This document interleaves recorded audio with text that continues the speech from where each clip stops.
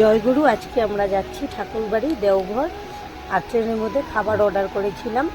খাবারটা এতই বাজে ছিল, আপনাদেরকে সেটাই দেখাবো। আপনারা যতটুকু পারেন ঘর থেকে খাবার নিয়ে আসার চেষ্টা করবেন, না হলে কিন্তু আমাদের মতো সমস্যায় পড়বেন। টাকা দিয়ে ভাত নিয়েও কিন্তু মুখে দেওয়ার মতো না। আমি প্রথমেই দেখিয়ে দেবো ভাতটা।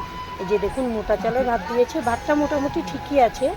ডালটা দেখুন, মনে হচ্ছে এক গামলা মাড়ের মধ্যে এক মুঠো সেদ্ধ করা ডাল দিয়েছে, একদম পিচ্ছিল হয়ে আছে।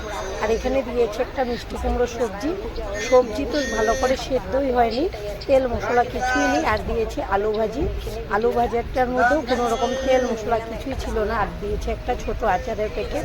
এই ছিল 120 টাকার থালি।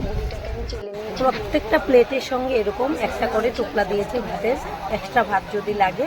কিন্তু আমাদের তো প্রত্যেকটা টুকরাই রয়ে গেছে, আর একটা প্লেটও রয়ে গেছে। এই ভাতগুলো আমরা রাত্রে খেয়ে নেব।